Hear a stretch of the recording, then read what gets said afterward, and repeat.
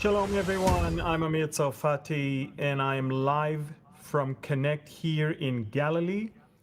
And I know that it's going to be a little different than anything I've done before because I'm all alone here in the studio. My team is home. We were instructed not to reach working places, offices, and stuff like that.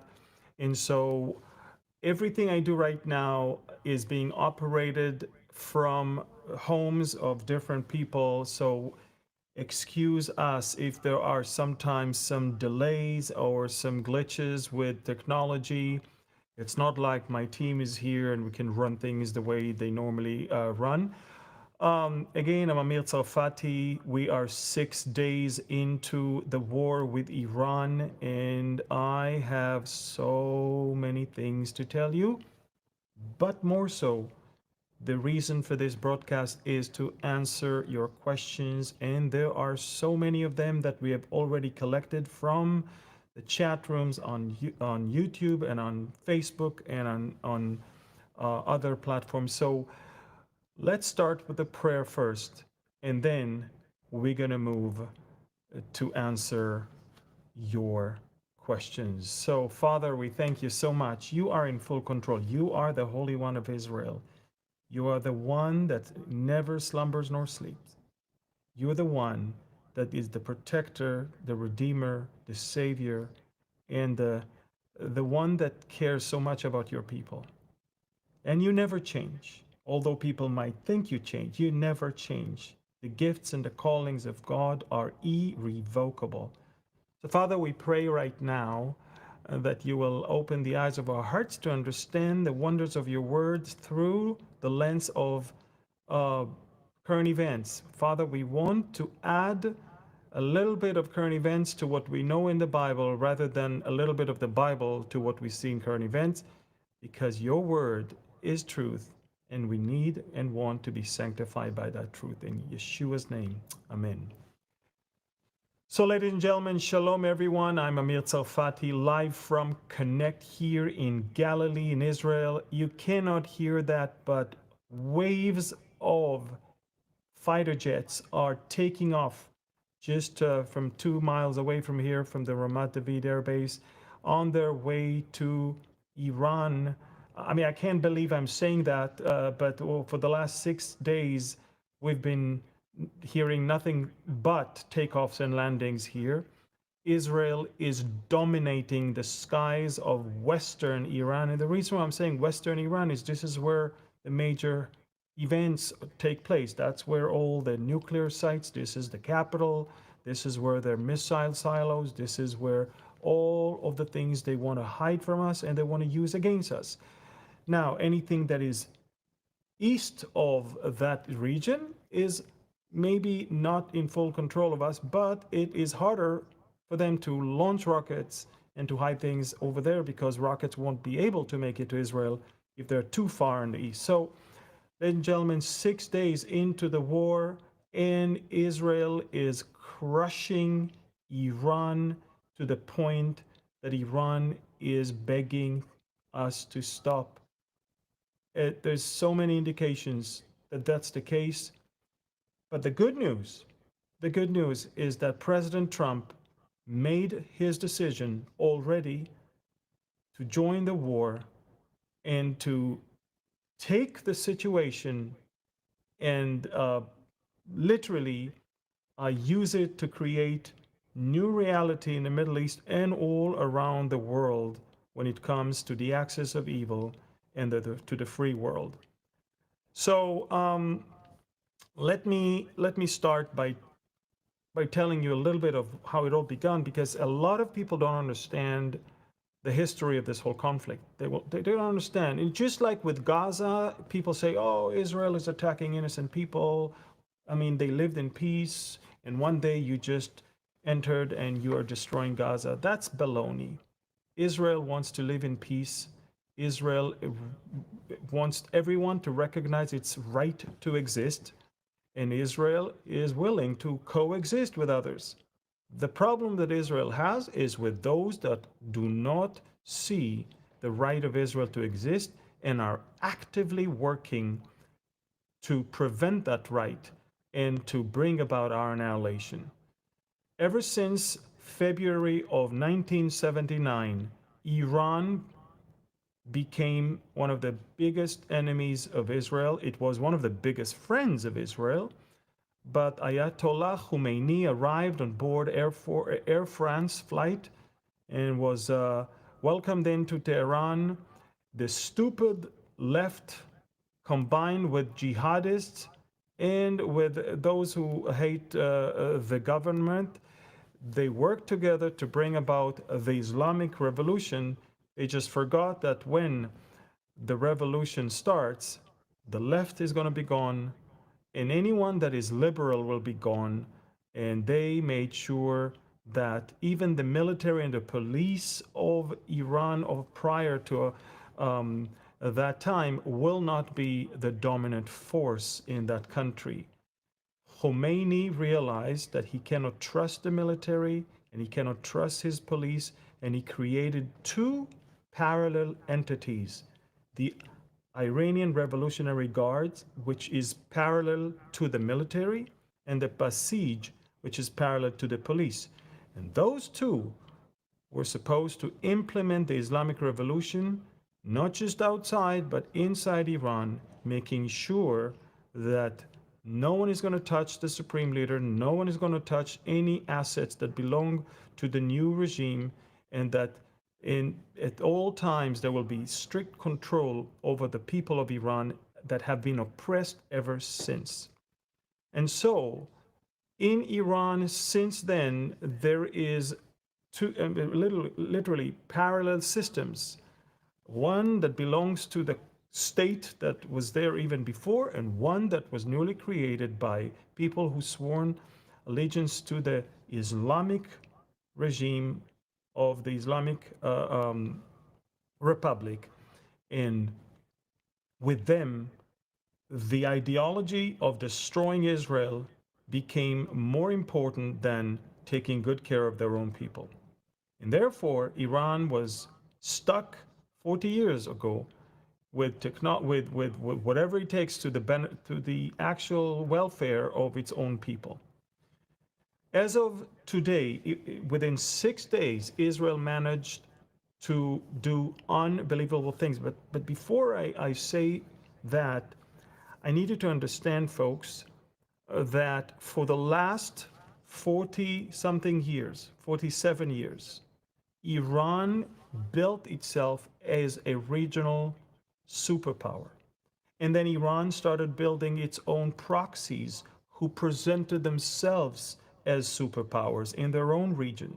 For example, the Houthis and the Hezbollah and those in the Palestinian areas, and of course in Iraq and in Syria. And they became elements that the local governments started fearing of. Iran used two things. Iran used funds and weapons, and Iran used psychological warfare and propaganda. If Israel within 3 days managed to completely cause the collapse of the Iranian superpower, you can understand that almost everything everyone were afraid of was mostly based on the propaganda that we call the bluff right now. It is the same thing that happened with Hezbollah and with others all around the region. Big powers like Europe and America and the regional countries in the Gulf were shaking, were trembling, were fearing Iran because Iran presented itself as something so strong, so big, so undefeatable that everybody started, being afraid. And everybody overestimated Iran. The moment Netanyahu realized there's a bluff is when he killed Nasrallah, and the quick collapse of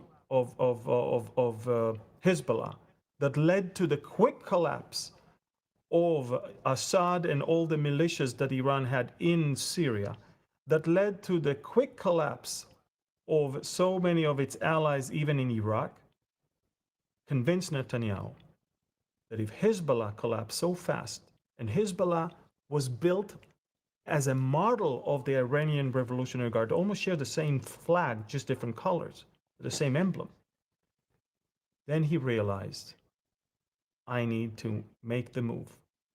Now remember, there's a new president in White House, a president that preferred first to enter negotiations with Iran, and Netanyahu told President Trump, we know, we don't think, we don't hope, we know that Iran already began its race for a bomb. It's not anymore enriched uranium. And I'll show you in a few seconds the difference between just uranium and what they do with the uranium for a bomb. It's two different things. We already knew that there are weeks before everything that makes the uranium a bomb. And for Netanyahu to give Trump those 60 days without attacking in the Middle East, just simply because he knew from day one that Trump will allow him to strike on day 61st. That's it. And that is exactly what happened. Now, I'm going to start taking your questions, but before I will tell you that, I'll say this.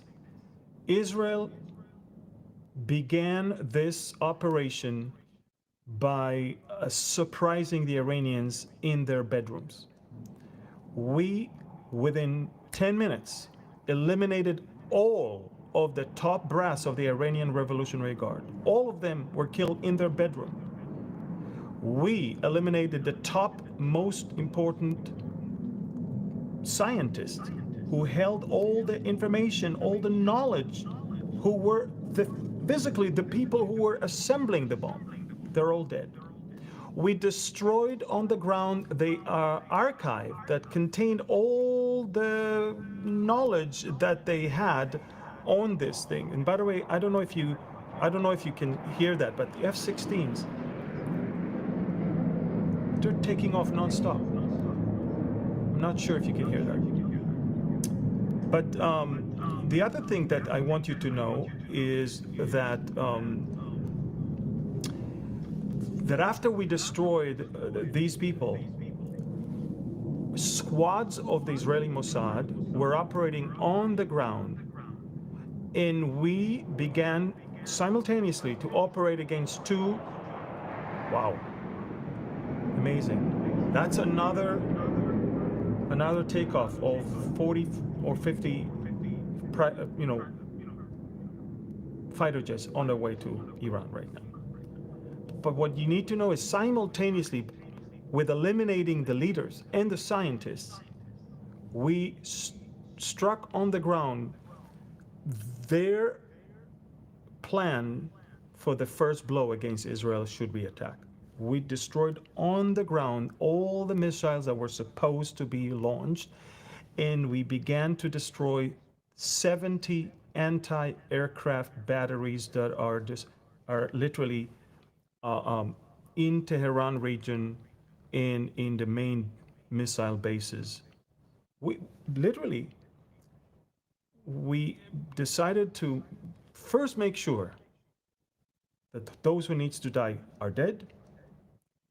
Rockets are not going to be raining over Israel, and our jets can come and do more things. And the last thing we did in those first 10 minutes, we struck Natanz with all the main enrichment facility, because, listen to this, if you cause a sudden stop in the electricity while the centrifuges are spinning fast, they will shatter to pieces. Unlike if you turn off the electricity yourself and shut it down, then nothing's going to happen to them. But while they were operating and spinning so fast, that's why it was so important to be so much on time and in secrecy. We destroyed, and most of the centrifuges, thousands of them, are completely gone. Iran's main enrichment facility is gone. Now, Israel began in day 2 and day 3 to create a pathway towards Tehran. It's one thing to fly with your F-35s and F-16s above Iraq and then launch rockets. It's another to fly straight above the capital and destroy everything you want. And we created a complete freedom to work anywhere we want, all over Tehran and Western Iran. I don't know if you understand, because now we're operating UAVs, unmanned vehicles, aerial vehicles. We operate F-16s and F-35s, and literally we're hunting we're hunting launchers. And Israel destroyed more than half of the Iranian rocket launchers. So even if they have rockets, missiles, they can't use them because our launchers are not there. So as we speak, these 40 jets that just took off right now, their missions is double: destroying targets of the regime and related to the nuclear program or the missile program.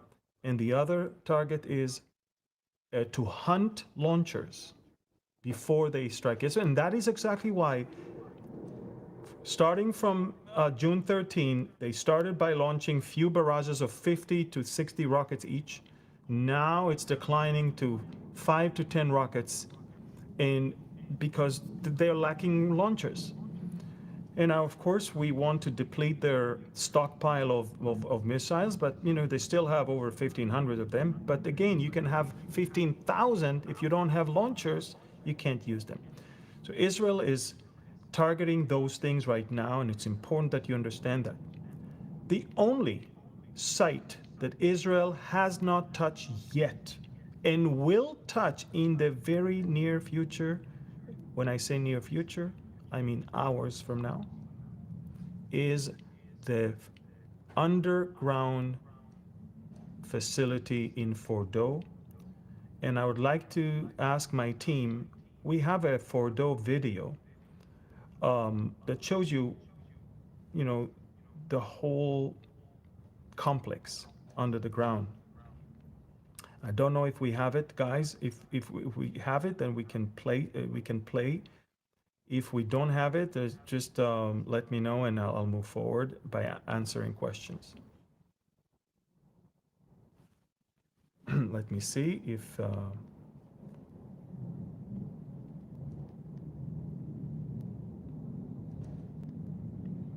right.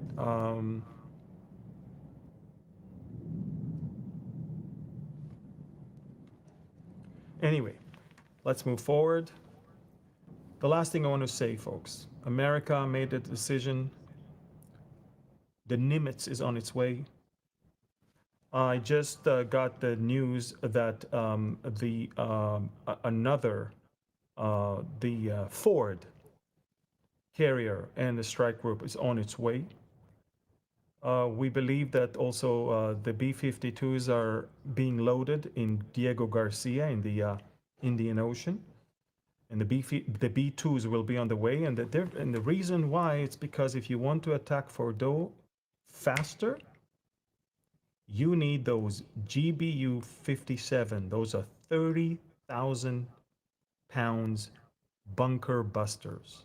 These are bombs that America never used anywhere, only to test ground, but never really truly in a battleground used it. And we're telling them, the place is yours to test it live. Israel is commanding this whole operation. If America is going to help, it's going to be under the command of the Israeli operation, simply because we have the intelligence and we have the control over the skies, and we know everything, where everything is, and they need obviously full coordination with us. It's important that America will step in for two reasons. Israel might remove a threat to Israel's existence, but America is moving a threat to the world's peace and to the free world, basically. Those missiles of Iran thwarted also were threatening Europe and soon America. And believe it or not, October 7th taught us one thing: when they have the ideology, the technology, and the opportunity, they will do it. And that is exactly what happened on October 7th. October 7th was orchestrated and funded by Iran, and there was no way this war could end without taking care of the head of the snake and eliminating it. And we did that. Now, I would like to answer your questions. I know that you have many, so let me answer those. Okay. So let me go into our WhatsApp group with all of your questions. So, Annalisa, is Israel's attack on Iran considered illegal in the eyes of the international law? I don't know, and I don't care. Iran is deceitful. They deceive the whole world. We call their bluff many times. We have the proof of what they were doing. We know what they were doing. We even allowed America to be exposed to that information. And I believe that when you see that France and UK and Germany are standing on our side, they also knew what they were doing. And so I believe that it is legal and necessary, if you're asking me. Um, we see Lori. Is it really possible for the Iranian people to rise up and take over their government? It is possible because we are destroying the Basij, the police that was oppressing them. We just destroyed a few hours ago their main headquarters under the ground. Big, big thing. The Basij is the one that is killing all of these people that they are catching in the protests. They're the ones who killed Masa Amini. They're the ones that are killing anyone who is opposing the government. They're the ones that are taking them and throwing them to the jail forever and torturing them, the Basij. And that's the Islamic version of the police. And so I believe that there is a good chance that the Iranians can do something. Let's put it this way. There is no time since the Iranian Revolution, the Islamic Revolution in 1979, there was never a point where there was that opportunity for the Iranians to rise up and topple their government. And we truly hope it will happen, but that's not for us to do. Now, Benjamin Netanyahu said Cyrus, if you remember, is the one who liberated the Jews to go back to rebuild Judea and the temple in Jerusalem. The modern state of Israel is now repaying the Persians and is liberating them from the tyranny of those psychopaths. Let me look at more questions. So, Julie or Julie, whatever. If Iran completely surrenders, do you think the bombings from the Houthis, Hezbollah, and Hamas will stop? Absolutely. Listen, Hezbollah was created by Iran. The Houthis were created by Iran. What are they going to do? The Houthis depend on Iranian knowledge and weapon and funds. You understand that? They won't last a minute without Iran. Once we're done with Iran, the Yemeni army will surely invade and kick the Houthis out. There's no doubt about it. Hamas, if Hamas knows that they have no one left in the world to back them up, Hamas will have to surrender. There's no doubt about it. Look, this is the most important brick, like in a way, the chief cornerstone in the unholy version of it. That's it. When you remove Iran's ayatollahs, everything collapses. And that's when we're going to have peace with Saudi Arabia and peace with other countries in the region, as well as Indonesia and others, because they understand, first, I want to be next to the strong one. Second, I'm no longer threatened by Iran. The only reason why all of these Gulf countries were always hoping that there will be no war is because they were afraid of the Iranian reaction. And right now, when we reduce the number of drones the Iranians have and missiles the Iranians have, and when we topple everything, we bomb everything, we destroy everything, that threat is removed. the Emirates and the Saudis and the Bahrainis and the Qataris. That's it. They don't need to, excuse me for my French, breed brown nosers anymore. That's it. They don't need anymore to show solidarity with the Islamic regime of Iran. They better now show solidarity to the people of Iran. More questions. Will Israel take out Khamenei? Next, Joanne. I want to see the Iranian people liberated from this wicked regime, but I can't fathom how the fulfillment of the prophecy in Ezekiel will occur without the Ayatollah's influence in Iran.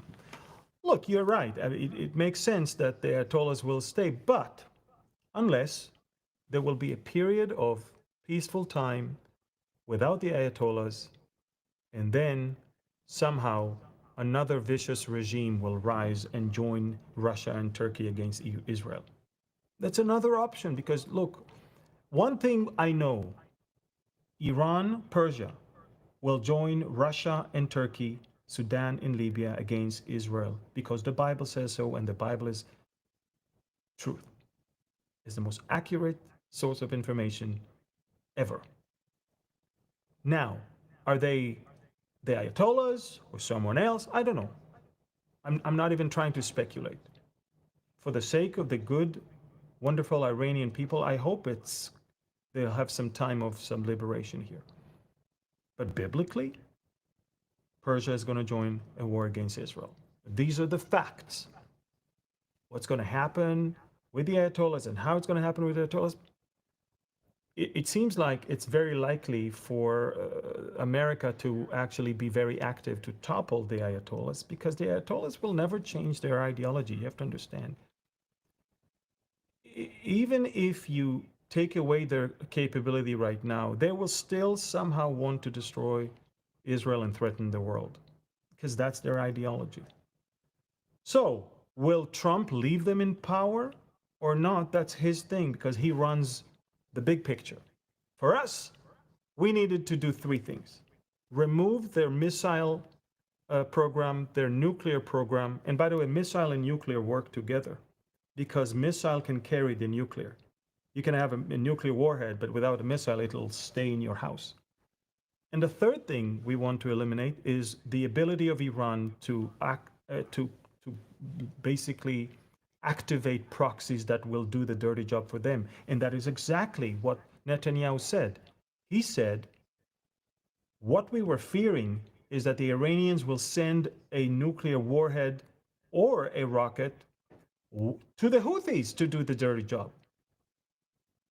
Because that's the logic of the Iranians. We don't want to, make our hands dirty. Let Hezbollah do that. Let Hamas do that. Let the Houthis do that. They always try to push everybody from them. They say, no, it's not us. We didn't do it. We have nothing to do with it. Well, that's what we need to do, to cut that cord so those proxies will completely wither and die. So these are the three things, because when you have a nuclear warhead and you have the missile to carry it and you give it to your proxy, that's it. So we want to make sure these three don't happen. America is thinking big. For Trump, I think the Ayatollahs are the problem because they will always pose a threat. And so he may want to topple them in a passive way, in a way that he will cause the world to see that they're unfit and cause the Iranians to rise. It's very interesting because Trump got a phone call from Putin a few hours ago. And Putin said, I would like to mediate between Iran and Israel. And Trump says, that's nice of you, but I think you should stick with what you have right now with Ukraine. The Chinese are not going to help them. They already said that they are seeking for diplomatic solution. And the way America is behaving right now will also set the tone with what China might do to Taiwan. And you have to understand that Trump, and this is exactly what Huckabee Ambassador Huckabee tried to say. This amazing opportunity or mission, it's not something you were looking for. It was looking for you. Um, okay, I see now that we received a warning. Rocket launch is expected. Okay, if there is a siren that goes off, I'm gonna have to clear this place and run for 10 minutes into the or more into the bomb shelter here, and then be back whenever they allow us to be back. Okay. Let me see.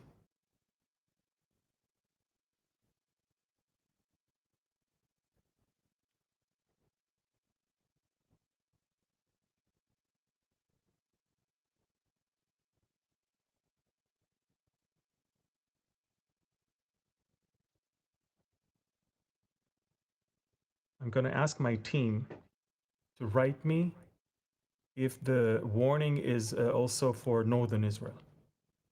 If you can write it for me, I would appreciate. Because the warning right now, the warning is to stay by a protected area, not in. So this is what I will need to get to know from you guys, so I don't have to be surprised here. Okay, another question. Darlene is asking, so they had a leader once where they could live in freedom. How did this leader get into power? I'm not sure I understand. The Shah was toppled because there were too many elements within Iran that did not like him. And so they made a mistake. They thought that Khomeini will bring the solution. But then, once Khomeini arrived, took the power, he killed everyone but the jihadists. So that's it.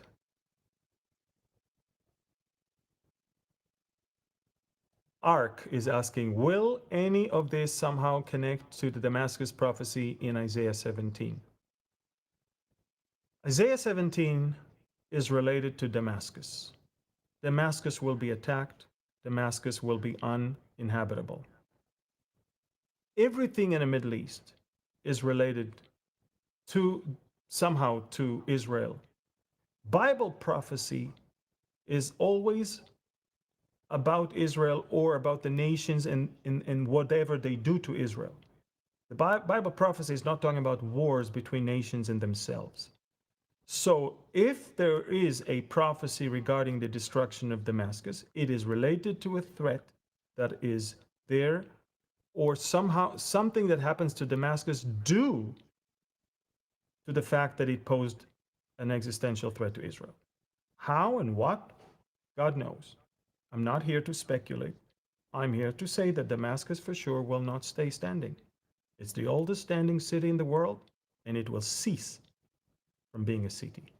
And that's what Isaiah 17 says. And that might be the trigger for the Ezekiel war. Let's see. We have. Okay, Barbara, that's a good question. Barbara, why is the world okay with some countries having nuclear weapons, including Israel, but no others? It's very simple, Barbara. Israel does not hold jihadist ideology that is calling for the destruction of other people. Iran does. Iran has been calling openly, publicly for the destruction of Israel. And as I said, when you have the ideology, the technology, and the opportunity, you will surely use it. And that is why they should never possess nuclear weapon. America knows that, Europe knows that, the Gulf states know that, and of course Israel knows that. Israel is the only country that stood up and said, that's not going to happen.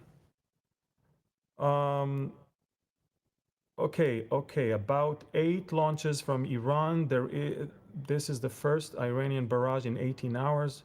aimed at the center of Israel. Okay, so there's a good chance I will not have alarms here. But if, for some reason, when the rockets make it to Israel and this warning will expand to more areas, I will have to leave, rush to the bomb shelter right outside of my of Connect here, wait there, and then come back when it's okay. So more questions, okay? More questions. Um, if Iran becomes a democracy, how is Ezekiel 38 going to happen? As I said, no one says Iran is going to turn democracy, but even a democracy can easily turn into a, um, a dictatorship overnight if something happens. You just don't know. For the sake of the Iranians, I hope they have some relief from this horrific regime. But if they don't, at least we know that this regime might be afraid to strike a war against Israel until there's a chance to join a greater coalition led by Russia. And I always say Russia cannot lead an attack on Israel unless America is not there to support Israel. And America will not be there to support Israel only if America somehow does not have the capacity or the will to do that. Right now, both sides of Congress, Democrats and Republicans, there is an overwhelming support for Israel. Make no mistake. I don't believe that right now at this current, I'm watching the map of where the launches are going to hit. Okay, for now it's the center and the lowlands. So it's Jerusalem maybe, but more so Tel Aviv and the area. So I don't believe that, you know, it's something that may happen because of elections or something like that. It can either happen because of two things. America will suffer a huge implosion because of some major attack, or the rapture might take all the main or the believers from the decision-making places and the military, government, and all of that, and America will be in chaos. And then Russia can move. So I'm voting for that option. Jens is asking, what does it mean biblically to bless Israel? First of all, to bless Israel is not to stand against Israel and to hate the Jewish people. I can tell you what it's not. To bless Israel is to understand the role of Israel in God's plan and to understand that you dare not stand on his way and try to either replace them or eliminate them. To bless Israel is basically to bless God because you bless what God blessed. I will bless he who bless you, and I will curse the one who curses you. So stand on Israel's side, stand on the side of the Jewish people. Now, when I say stand on the side of Israel's side, you don't have to politically embrace everything, but you have to understand the right of Israel over the land first. You have to eliminate all the fake propaganda that calls for the fact that this was not our country. You know, you have to learn history, and you have to also understand that our return to this place is an act of God based on the promise of God. It is administrated by God, and it will be protected by God. So, which side do you want to stand? Now, when you have a chance to help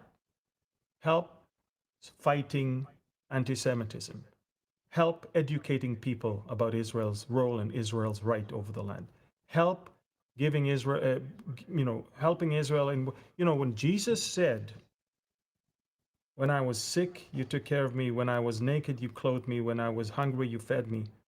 These were practical things that he talked about, that Israel would endure through the tribulation, and nations will be judged by whether they did that or not to them. Because he said, if you did that to the least of my brethren, it's as if you did that to me. So even in practical ways to help Israel is to bless Israel. But it starts first with the understanding of what Israel is and standing with them first. Then you can help more, but we want people first to understand, because if you understand Israel, you understand the God of Israel. If you understand the God of Israel, you understand his plan, his word, his promises, and then you understand also his calling for you to get saved, to be born from above. So it's a bigger thing than just political or financial thing. All right. Sirens are now already activated in the center of Israel. Some of the tech team are in bomb shelters now. Okay, some of my team is there and they're now in bomb shelters. All right. Beth is asking, is Jordan helping Israel? Jordan is helping thwarting objects that are above Jordan. They don't fly into Israel to help Israel. If there is an object that is above Jordanian skies that can threaten Jordanians, then Jordan is intercepting it. Okay? So does Saudi Arabia. And even in Syria, they are allowing us to go in. They don't have any air force to shoot down those drones. Over 1,000 drones were sent from Iran. Half of them never made it. The other half never exploded because we never made it. Half of them fell along the way. And those who didn't were actually intercepted and never really touched Israel and caused any damage. 100% success when it comes to their UAVs and drones. With rockets, we're still above 90% interception, which is phenomenal if you really think about it. These rockets are not Hezbollah or Hamas. These are rockets that are flying way faster and they are way deadlier. You could see what the blast can cause. It can explode here, and the blast can shatter things and destroy things 10 blocks away from here.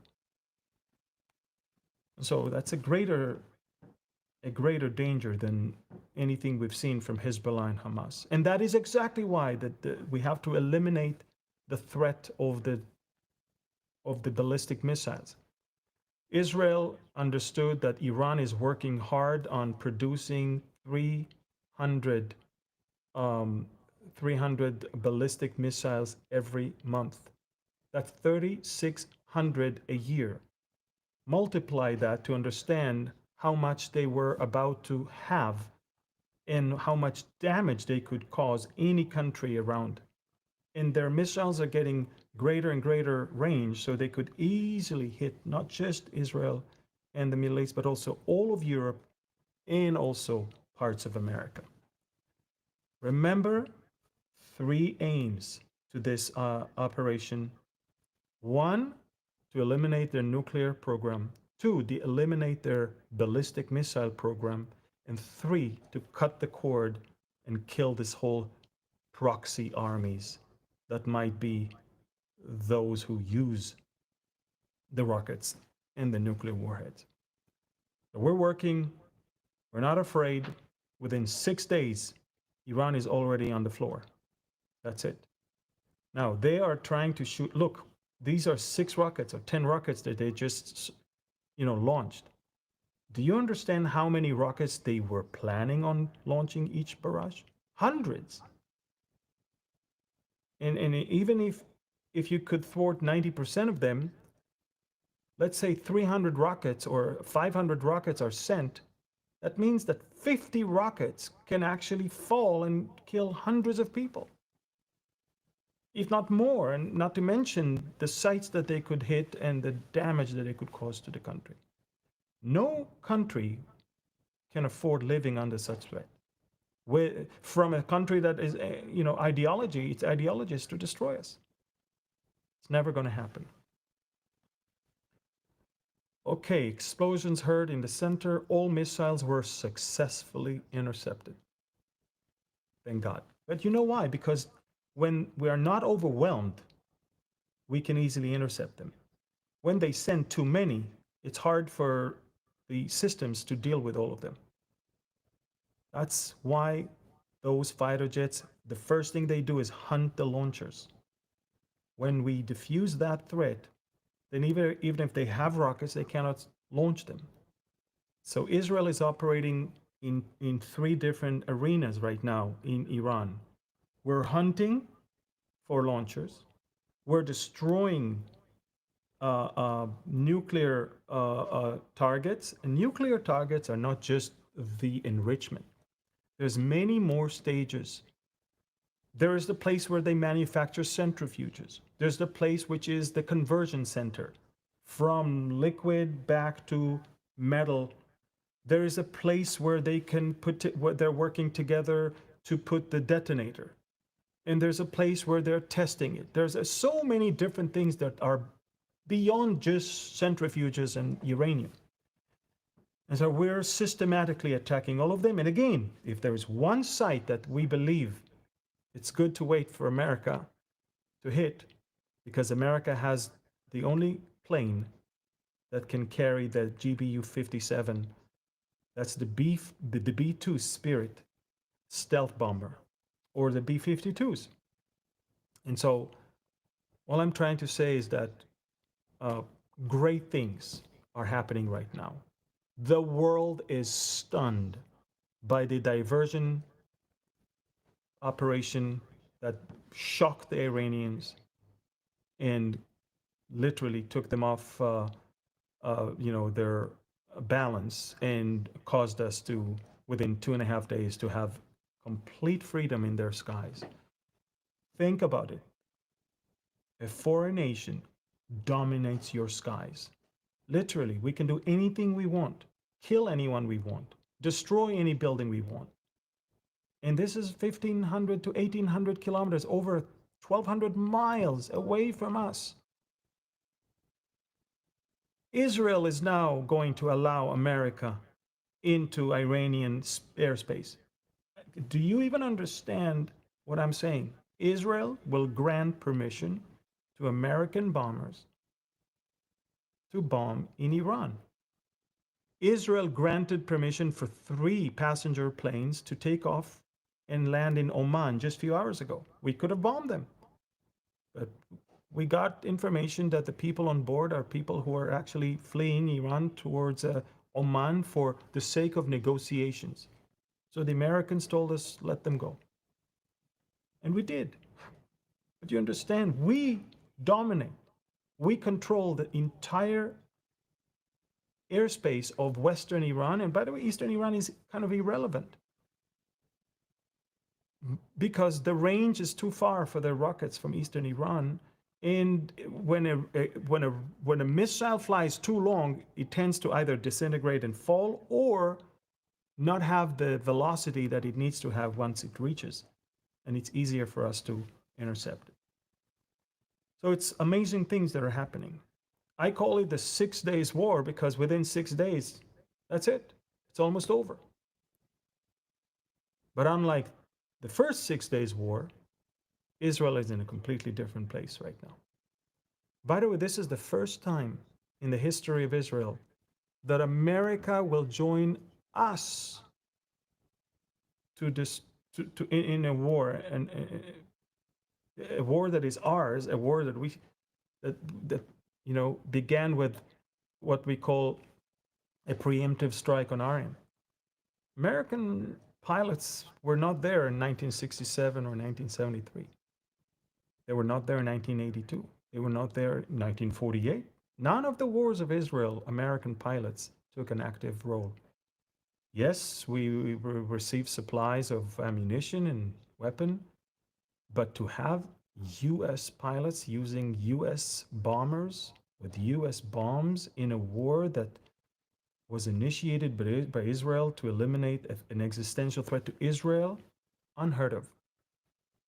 Amazing, phenomenal, and I believe that it says a lot about where we are right now. And from the very beginning of this war, I've been telling everyone this war will end up with Israel 10 times stronger. October 7th was our biggest tragedy and our biggest opportunity. It woke up this lion, and people like a lion, Am Kelavi, people will rise like a lion. This is the name of the operation from Numbers 23. And Netanyahu realized on October 8th already, I'm not going to anymore buy this stupid doctrine that we never, ever should attack anyone that poses a threat. Anywhere we see a threat, we have to eliminate it without being apologetics about it and without being afraid. You know, a year and a half, 2 years ago, Israel was afraid to remove a tent that Hezbollah erected on the slopes of Mount Hermon. Why? Because lest Hezbollah will fight us. We were afraid to do something in the West Bank, lest Hamas will shoot rockets from Gaza. We were afraid of our own shadow because our stupid left liberals convinced us that don't provoke them and you'll have peace with them. Yeah, we saw on October 7th the peace. Netanyahu on that day decided this is it. I'm no longer going to let the military or the left dictate anything. I will dictate it. And if there's a minister of defense or if there's a chief of staff or if the head of the Shin Bet that are not aligning themselves with what I want, they will have to be removed. And that's it. And that's what we have right now. And he appears to be now the strongest leader in the world. He is hunted by the deep state. Even Trump said today on camera, Netanyahu is a good man. I don't understand how bad he's being treated in his own country by the deep state. I'm adding that. He can't imagine that in the middle of a war on 7 fronts, they're prosecuting him for things that never happened and talking about stuffed dolls of Bugs Bunny with him. It's just beyond bizarre. I'm so ashamed. I'm so embarrassed that these are the stupid imbeciles that are manning our judicial system. But that's what we have. And I think right now, most of the public is now moving towards understanding that this man is the greatest leader we've had since, I don't know, since biblical times. Now, none of the leaders of Israel were perfect. I don't think he's perfect. But he is someone whom God sent for us for such a time as this. And I've always been behind him, and I will always stay behind him, because I believe this is the leader that God thankfully granted us right now. Any other leader that we have in the political world today is just nothing compares to him. And so we have 3 more minutes to go. Marcus is asking, are these events, the events of the war of Gog and Magog, described in the book of Ezekiel? No. The event of Gog and Magog is when Russia attacks Israel after Israel lives in peace and prosperity. And then Persia and Turkey will join. So we're before that, but it's coming. So where are the Ayatollahs now? They're all afraid. They're all running away. They're all hiding. I think they are using the diaper they have on their head now around their loins, because you know why. if I can tell you, I believe we live in the days of Ezekiel. I do believe that. We are watching, because Israel has to live in peace and safety and prosperity, which we will have now, right before that war. And this is why, I think that my coming book, maybe Ariel, you can put it right now, Exploring Ezekiel, is something that will really put everything together.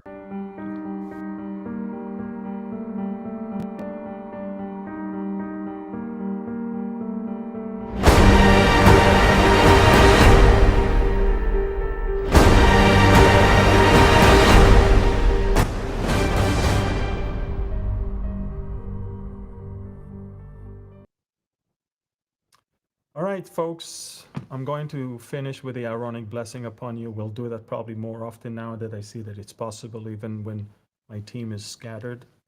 Thank you for praying. On Telegram, you will hear everything that is happening. So many great things. Thank you for praying. Thank you for helping. Thank you for standing by Israel. And remember, it's the God of Israel. It's the Holy One of Israel. We are not that good, but He is good. יברכך אדוני וישמרך, יאר אדוני פניו אליך ויחונך, יישא אדוני פניו אליך וישם לך שלום. The Lord bless you and keep you. The Lord make his face shine upon you and be gracious to you. The Lord lift up his countenance towards you and give you his shalom, his peace. Shem Yeshua. Amen. Thank you. I love you. God bless you. Get Exploring Ezekiel. Go to our website and see if there's any way you can help. God bless you and shalom from Galilee. Bye-bye.